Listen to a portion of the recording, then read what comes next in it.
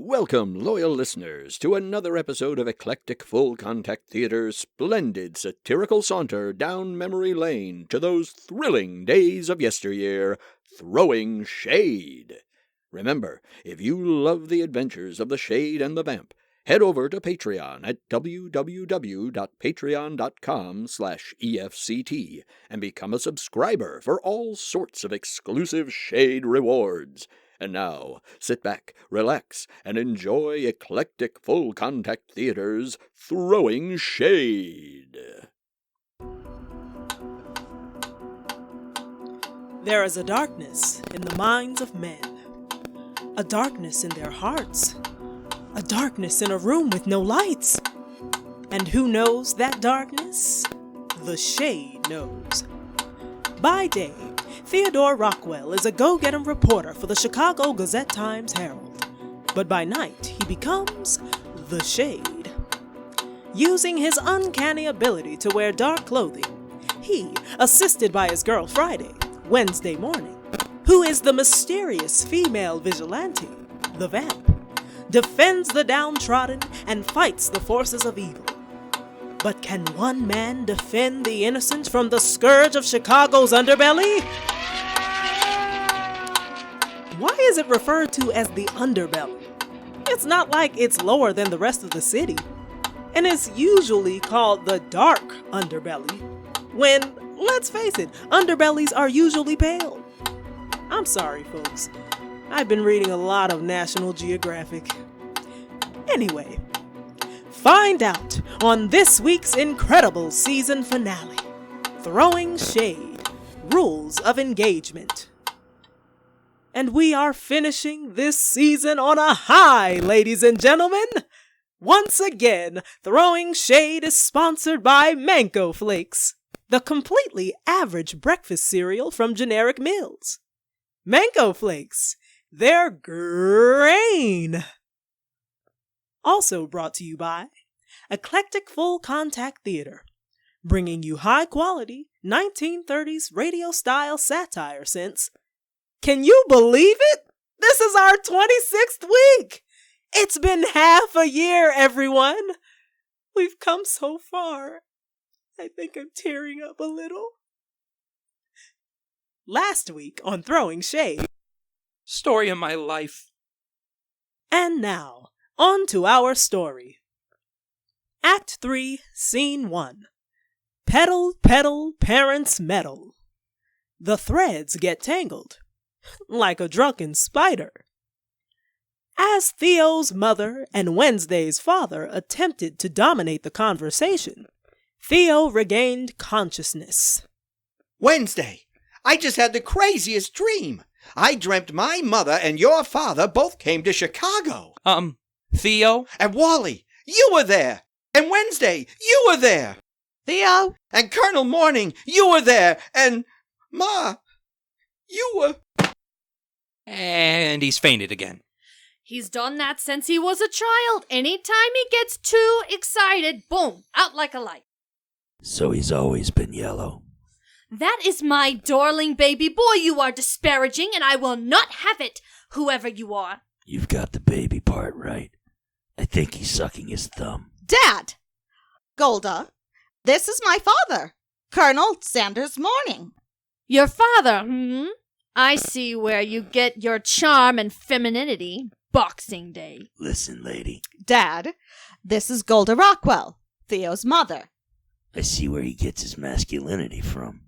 I'll have you know my Weddy could run rings around this dish rag you call a son. Weddy? He calls you that and you have problems with what I call you? It's a long story. You see... I'm sorry, I no way meant to imply that I wanted to hear it. I'm far more involved with yelling at this schlemiel. Of course, she could run rings around Theo. He was taught to use his brains, not emulate beasts of burden like your daughter. Taught to use his brains, huh? When's he gonna start? Can I go now? I'm not sure. At that moment, Theo once again came to.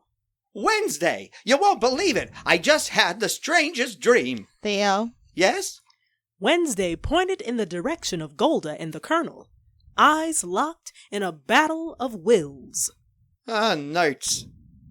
Theo started to slip back into blissful unconsciousness, but Wednesday pulled him to his feet. No, you don't. You have to stay awake and help fix this. I'll do my best.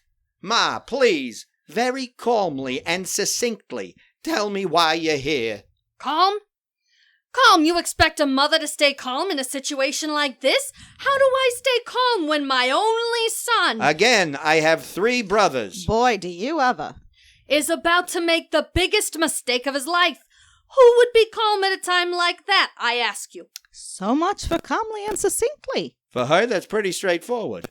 What mistake, Ma? What mistake do you think I'm going to make? What mistake, he asks, as if it isn't obvious, as if it isn't announcing itself like Rudy Valley through the megaphone. Okay, now she's going a little off the rails. I am here, Theodore, to keep you from marrying Flag Day over there. What? What? I didn't know you two were engaged. So many things now make sense. Congratulations! Wrong response? Ma, Wednesday and I are not getting married. We're not even dating. A mother knows. I caught you two canoodling at Hanukkah, remember? Ma, for the last time. She caught you what? Can noodling. We were canning noodles, for the winter. That is not. Ma, this is a very large man who has the ability to break me at least 7 different ways using only his thumbs. So ixnay on the a-noodling K. Fine, but mark my words, Theodore, no good will come of this romance. There is no romance. Says the girl I caught picking up a marriage license. We were not picking up. Wait. Is that why you're here too? Because you think there's something between us. The more I thought about it, the more I knew there had to be. No woman passes up a coal miner with both lungs. That is pretty much akin to a unicorn, I must admit. So yes, I've come here to put a stop to this relationship. This human chew toy isn't good enough for my wedding. Oh, this relationship is being ended, but because your pack mule of a daughter isn't good enough for my Theodore. Might I suggest we find anywhere else to be, Miss Morning? An excellent idea, Mr. Rockwell. Wally, you come too, it's safer. Theo and Wednesday started silently for the door, but then they noticed... Wait, where's Wally? I thought he was right behind us. The two looked back to see Wally Winchell, as if in a daze, approaching Colonel Morning. Wally, what are you doing? Get back here! Don't do it, Wally. You have so much to live for. That voice. You've got a lot of sand telling me my daughter isn't good enough for a guy who faints at the sight of his own mother. Wally Winchell reached out, grabbed Colonel Sanders' arm, and spun him around. Did he just... He did. You! I'm gonna faint. Don't you dare! What are you doing putting hands on me, boy? You're the one that followed me, grabbed me, tied me up in that warehouse, and grilled me. About them! What? Just when I think I knew what's about to happen. Yes, it was me. And he confirmed my suspicions. He told me you two were an item. I said no such thing. He strongly implied it. Yes, okay, that I did do. Wally! What? You're always together. And that way you bicker and you have those annoying inside jokes. You may as well be married. What did I say? Canoodling. Not helping, Ma. I am putting my foot down, Weddy. You are forbidden to have a relationship with this person. Wednesday Morning was silent as she looked around the room. Then, just as silently, she walked out the door.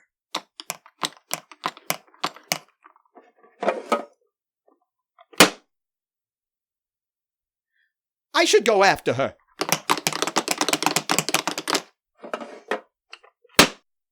Well, now look what you've done. I didn't. What a mess. This is why you always leave the meddling to the mothers.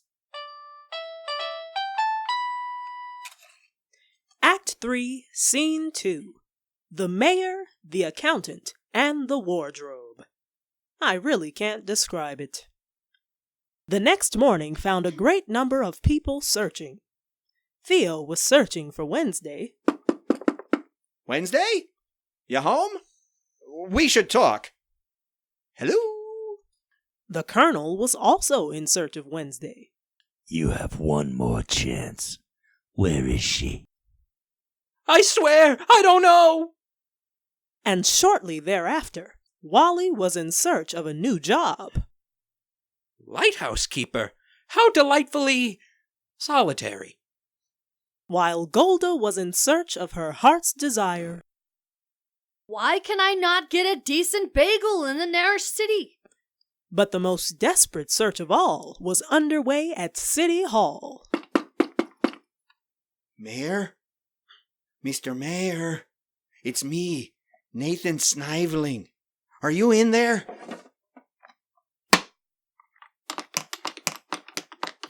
Mayor Crane? Hello? Where are you? Come out, wherever you are. What was that? Oh, I've read about this. The place is haunted. It's a poltergeist. I have to get out of here. Nathan turned to run when... Nathan.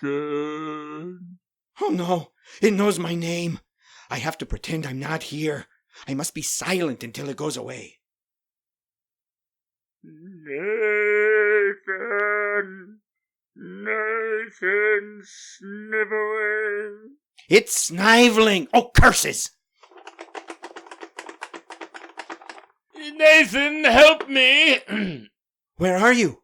Who are you? Nathan made his way slowly toward what he thought was the source of the sound. A large wardrobe in the corner of the office. Tell me who you are. Speak! It's me, Nathan, Mayor Crane. I seem to have locked myself in the wardrobe. Could you get the key? It's in the upper left drawer of my desk. But how? Key first, Nathan. Questions later. Of course.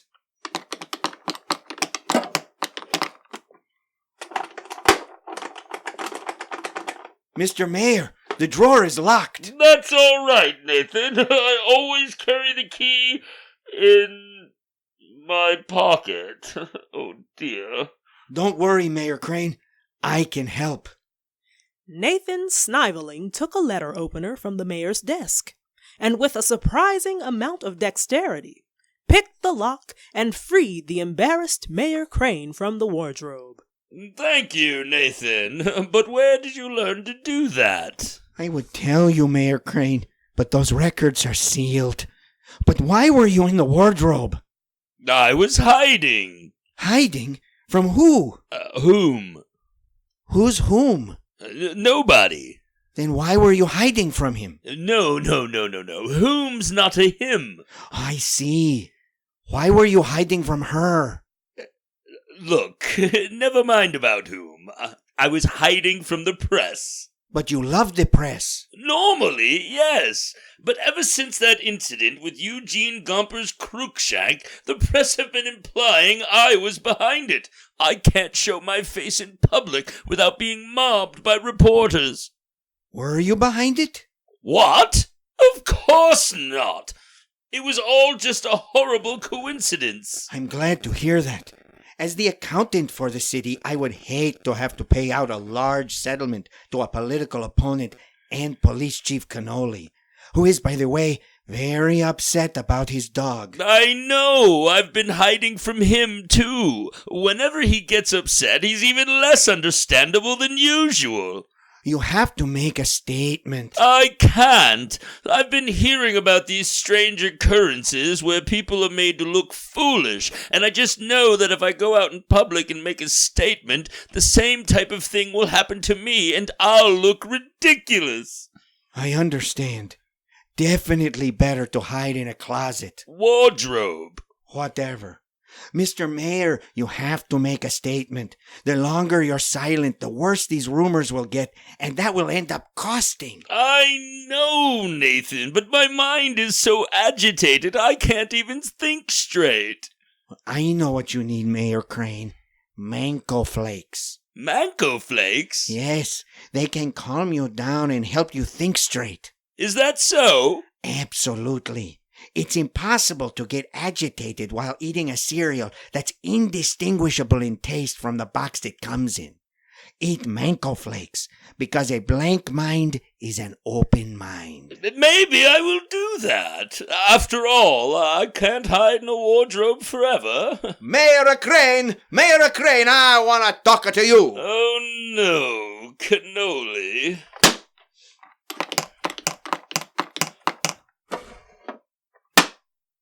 Mr. Mayor, Mr. Sniveling. It's sniveling. Well, I'm sure that'll clear up soon. Is the mayor here? I haven't seen him. I want to talk to him about what happened to Parles. Well, come with me and I'll help you find him. Thank you. I just want to tell him how sorry I was that I didn't do a better job on the security, but I'll make it up to him. I'm sure he'll be happy to hear that.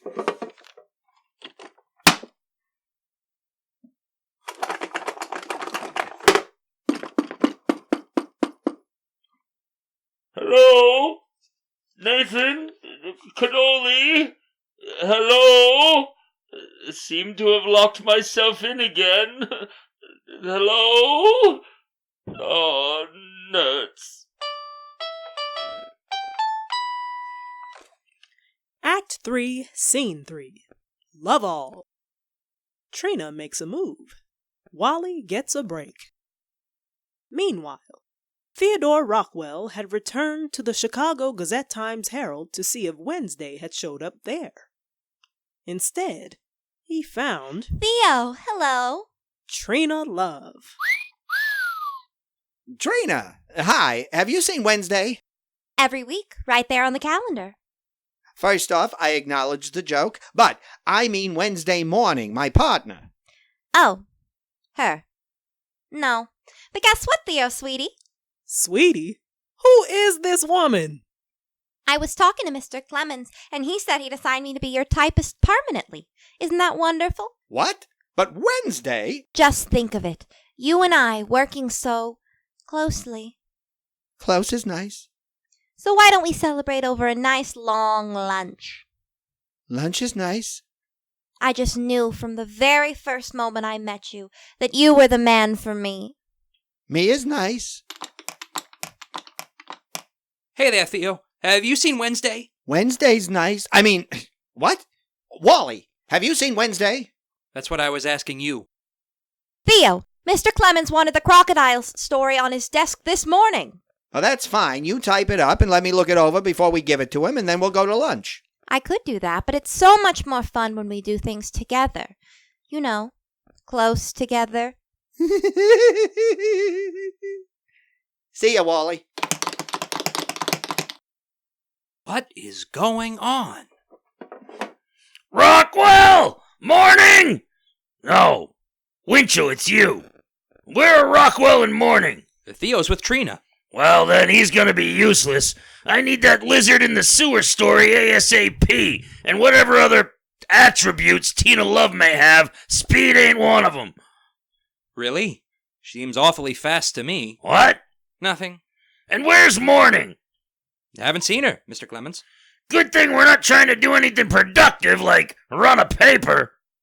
Anything I can do? Well, it won't be the same, but get out there and get me a story! Yes, sir! And I think I've got a doozy.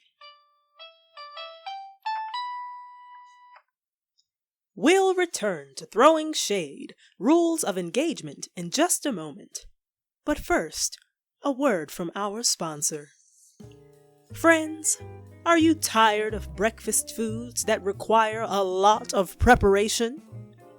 That take more time to make than they do to eat? Then look no further than Mango Flakes from Generic Mills. All you have to do is pour, add milk, and voila! Breakfast! In all honesty, you don't even have to add milk. It doesn't change the taste one bit. Heck, why even pour? Eat it straight from the box. We don't care. We're just glad you're giving your money to us. So buy Mango Flakes and revel in every morning being a lazy one. And now, a few words from other important personages. Vamp, come quick. What is it, Shade? Is someone in danger? There sure is, Vamp. Businesses and theater companies across the country are falling victim to sagging sales and empty seats. We're facing an economic catastrophe worse than the last economic catastrophe. Oh no! We have to do something. We should take to the streets, find clues, interrogate suspects. Sell advertising. Right! Sell... What? Businesses and theater companies can buy ad space with us, Vamp, on Throwing Shade. They'll reach thousands of discerning, law and order-loving, comedy-starved listeners from coast to coast. I understand they can listen to us on something called a podcast. Yes, that's true. You can hear us wherever these podcasts are broadcast. What does a podcast mean, Shade? I haven't the faintest idea. Maybe throwing peas? Maybe that's the world peas I keep hearing everyone striving for. I'm ignoring that. It sounds like advertising with us could rescue these businesses and theater companies. And save their bottom line. The rates are incredibly affordable. Well, there is a depression. Really? I'm quite happy. Get in touch with Eclectic Full Contact Theater at info@eclectic-theater.com. Say goodnight, Shade. Good night, Shade. And now, back to our story. Act 4, Scene 1. Restaurant Confidential. The conspiracies get even more conspiry. Later that day, at a small local restaurant frequented by newspapermen and their typists, Wednesday morning sat at a corner table with Marlowe Spillane.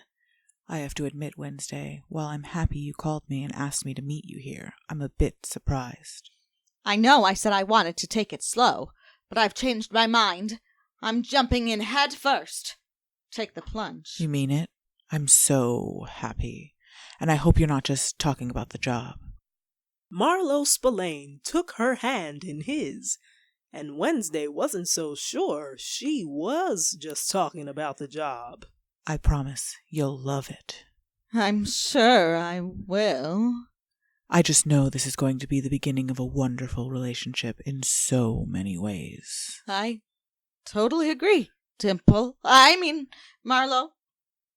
As this was happening, at a table across the way, Theo was sitting down with Trina. Thanks so much for all your help this morning. My pleasure. I'm here to help. Feel free to call on me for anything. Really? Anything? Well, I mean, that is, when I said, I meant, is it hot in here? Let's talk about us. Us? Trina leaned over the table toward Theo. Surely you can feel the chemistry. I don't know. I flunked chemistry. Believe me, you're an A student in my book. How about some extra credit? Oh, my, As Theo hemmed, hawed, and otherwise sputtered, he happened to notice someone across the restaurant. Wednesday! Hearing her name, Wednesday looked up and saw Theo! They both began to get up, much to the consternation of their dining companions.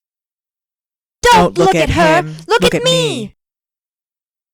Theo and Wednesday were both pulled down into their chairs and engaged in a vigorous lip lock by both their respective companions. Woo! This is getting a little too steamy for me. We're gonna have the production code administration in here in a minute. At least 1 foot on the ground at all times.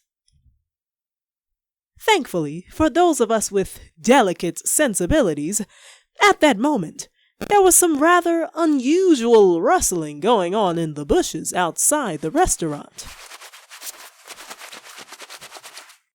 And passers-by might have heard 2 exclamations of joy emanating from the foliage. Eesh, Gavin. Mission accomplished. Followed by a confused exclamation a few seconds later. Huh? Peeking out from behind 2 different bushes, each holding binoculars, were... Colonel. That Rockwell woman. What are you doing here? I'm here making sure my plan to keep my daughter from marrying Rockwell is working. I'm here making sure my plan to keep my son from marrying your daughter's working. Wait, what do you mean, your plan? I don't need your meddling. My operative has everything under control. What? That floozy's with you? Best counterintelligence asset I have. Made sure she got a job on the paper. Rest takes care of itself. Rockwell is putty in her hands. How dare you meddle in my son's life? That's my job. A job that I am doing very well, thank you. Wednesday's entirely smitten. You're the reason that slab of beef in his suit is making eyes at my wedding. He's my cousin's son, and he's much more than a slab of beef. He has a dimple. I stand corrected. Wait, I just realized. We're two diametrically opposed single parents who have gone to comically extreme lengths to keep our children from falling in love. Do you know what this means? Oh, you can't be serious. You're going to ruin my plan. Oh, thank goodness. As the bushes continued to rustle with the argument contained therein, inside the restaurant, our heroes were finally allowed to come up for air. I know that was forward of me. I hope you don't mind. It's fine. I just didn't realize this place served French food. I hope you didn't mind I started with dessert first. Luckily, thanks to my heritage, I'm quite acclimated with tongue. If you'll excuse me, I need to go powder something. I'll be right back. I need to collect myself. Our flustered heroes got up and rushed toward the restrooms, which meant they fortuitously ran into each other. Oh, and a waiter. Theo! Wednesday! What were you doing kissing her? I wasn't kissing her! She was kissing me! What? Stop talking while I'm talking! Fizzy Whizzle! What? I figured I had to say something totally unexpected or we'd be stuck like that for hours. Now who is that guy? That's Marlowe Spillane, a private investigator, and my new partner. What? You're leaving? Why not? What do I have to stay for? Getting pushed out by Trina Love and having to deal with my father running my life because it's impossible for you and I to work together without everyone thinking we're an item? No, thank you. It's time I moved on. Besides, I doubt you'd miss me. What? Of course I would. I didn't ask for Trina to get assigned to me. Besides, who else am I going to, with? It's precisely because people think you and I, that we're in this mess. Come on, Wednesday. You really think Trina is going to leap across rooftops with me? If she tried, she'd have 2 black eyes. And I can't imagine that guy would ever tell a joke worthy of your typewriter. But he's got a dimple. You really need to see somebody about this dimple obsession of yours. Meanwhile... Hello. Is this seat taken? Well, I'm with someone. You'll do as a replacement until he comes back. Thank you. I couldn't help noticing you from across the room. You have incredible eyes. Why, thank you. That's quite the dimple. I'm Trina Love, and you are? Marlowe Spillane, Private Eye. I'm with someone as well, but nothing says we can't pass the time. I like the way you think, Dimple. Just as it seemed our co-conspirators were about to get cozy, chaos erupted as Golda and the Colonel stormed into the restaurant. What in the name of Lafayette are you doing? You've taken your eyes off the objective. Marlowe, what are you doing talking to this woman? You're supposed to be keeping that typewriter with legs away from my son. I'm sorry, Aunt Golda. I'm doing my best, but she uses a lot of big words and I don't understand. Apologies, Colonel. I know I should have sent him away, but he's got a dimple. I will never understand women. I'm appalled. Appalled. Do you hear me? I'm pretty sure everyone hears you. I am not speaking to you, young lady. I am speaking to this ungrateful relative of mine who can't stick to a plan, even though it's finally getting him a business partner and a girlfriend. Auntie Golda! Don't speak, Dimple. I expect this kind of mess up from a civilian, but I had higher hopes for you, love. Keep the Nimrod busy, I said. Keep him interested, I said. How hard is that? The argument had reached such a fever pitch that nobody noticed two people approach the group until it was too late. You did what? Now don't start that again! The four conspirators spun around and found themselves face to face with Theodore Rockwell and Wednesday Morning. Mayday.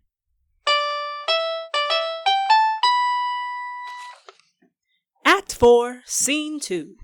Cupid's had one too many. Things get worked out, more or less. Scant moments later, after beans had been spilled and details given. Ma, I can't believe you had Cousin Bertha's son pretend to be interested in Wednesday. I did it for you. And I'd just like to say, Shut up, Dimple! Dad, how could you? Using a spy to turn Theo's head? I only want what's best for you, Weddy. And he's not unattractive. I'll try to take that as a compliment. I just don't want to see you make a mistake. For the last time, Ma, Wednesday and I aren't dating. We work together. And we like each other. We're friends. Men can't be friends with women. That's fraternizing with the enemy. As much as I hate to agree with old Olive Drab over here, he's right. It's not natural. Well, it's the way it is. I can't believe I was about to throw away a great partnership because you two can't mind your own business. Colonel, Ma, I really have to put my foot down here. You have to stop this meddling. Even if we were romantically interested in each other. Which we're not. Right. But even if we were. Which we're not. No, we aren't. But if we were. But we're. They get the point, Wednesday. Even if we were, it's our decision, not yours. You have to trust that you raised us well enough to make those decisions on our own and not need you to save the day. Which you did. You're good parents. Today's overwhelming evidence to the contrary notwithstanding. We can handle our own lives. Fine. Far be it from me to butt in where I'm not wanted. Do what you want. You won't hear anything from me. I'll just go sit in a corner somewhere and not say anything. I'm not the type of person to force my opinions on people. I'll just... Ma! Fine. You're a grown man. Do what you want. Live your life. But call me, would you? I worry. I will, Ma. Come on, Marlowe. Back to New Jersey. actually, I think I'm going to stay here. I think I found the perfect partner for my PI business. What? Trina? You're deserting? Sorry, Colonel, but Marlowe needs me. He looks the part, but he's apparently a lousy detective. I once spent half an hour looking for my house keys. I was holding them. I, on the other hand, am an excellent investigator and undercover asset. So for once, someone else gets to be the pretty one. But... Goodbye, Colonel. Goodbye. Theo, I'm sorry. You really are a good guy. Wednesday's lucky to have you. Sorry, Wednesday. I hope Theo realizes what a great gal you are. Hey, can I call you sometime? Seriously? I'm standing right here. Sorry, it was the dimple talking. So long! Well, Dad, can you get it through that thick military head of yours that I don't need taken care of? I surrender. You seem to have a good head on your shoulders, so I'll try to trust you more. All right, I'm leaving. I'm starving, and all the bread here is leavened. Want to grab a bite together on the way to the airport? Not on your life. Goodbye, Theo. Advent. She's really starting to stretch for those. Goodbye, Weddy. Be good. And Rockwell, Yes, sir? don't do anything to make me have to come back here. Yes, sir. No, sir. Is it hot in here? So, do you want to talk about it? For once, Theo, I think I'm going to take a page from your book. Let's ignore that this ever happened and never speak of it again. I like the way you think, Miss Morning. Why, thank you, Mr. Rockwell. Shall we have some lunch? Yes, please. I'm famished. What'll you have? Anything but pizza. Act 4, Scene 3. Loose ends. Get tied up. Kinda. Sorta. Not really. A few hours later, at the offices of the Chicago Gazette-Times-Herald, Wally Winchell approached our returning heroes.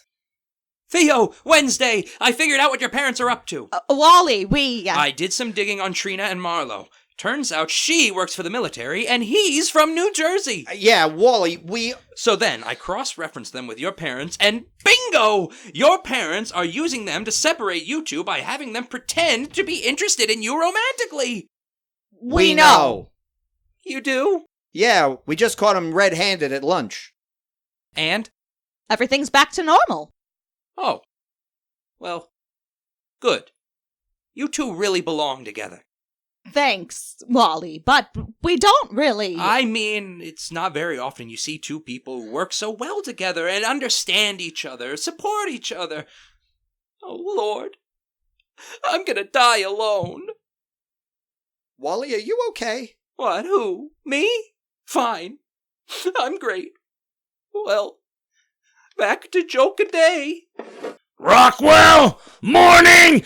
Oh, there you are. Nice to see you could make it, Morning. Wouldn't miss it, Mr. Clemens. Rockwell, where's Trina? I believe she's moved on to other opportunities. She quit. Great Caesar salad! She never got me that crocodile story. That's the problem with you young people these days. No work ethic. Now what do I do? Mr. Clemens? What do you want, Winchell? I, have a story. Is it about Europe? Yes. For the last time! Chief, it might be a good idea. After all, a story about Europe is better than no story at all. All right, Winchell. You can write your Europe story just this one time. Mr. Clemens, it might be a good idea to make that a regular thing. Wally's got some good instincts. Are you crackers? Nobody cares about Europe. It's full of foreigners. Well, think about it, Chief. Nobody else is doing it. We'd stand out like a prestige paper. Prestige, huh? All right. You get one very small column, Winchell. Got it? Thanks, Chief! And don't call me Chief! Great idea, Wednesday. Great idea, Rockwell. Yep. Everything's back to normal. Now quit your gold bricking. Get out there and get me a story. Well, you heard the man. Shall we... Miss Morning? Let's, Mr. Rockwell.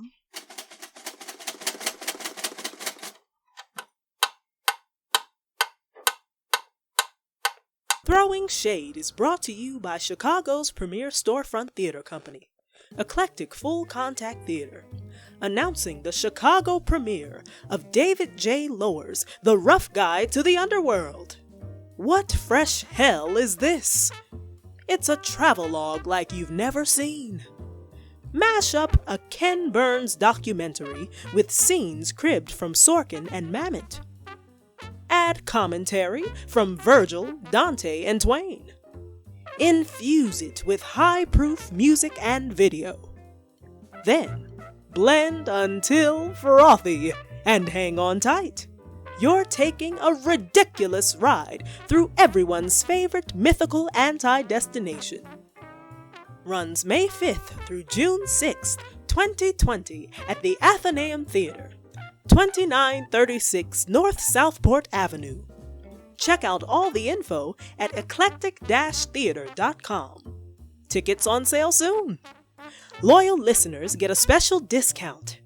Use the code Wednesday and get up to 50% off your tickets. EFCT is irreverent. EFCT is unique. EFCT is theater. This has been Throwing Shade. Brought to you by Eclectic Full Contact Theater and sponsored by Generic Mills Mango Flakes. Created by Sarah Siegel and Andrew Pond. Written by Andrew Pond.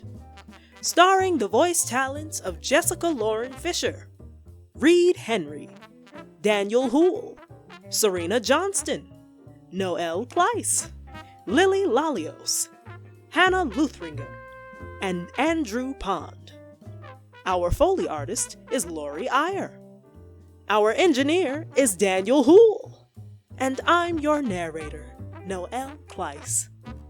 Special thanks to Tina Salamone. Tune in next week. Same shade time, same shade station. Hello, everyone. I'm Andrew Pond, and I'd like to thank you for listening to Eclectic Full Contact Theater's Throwing Shade. It's been a whirlwind 2 seasons, and all of us here at Throwing Shade are tired. So very tired.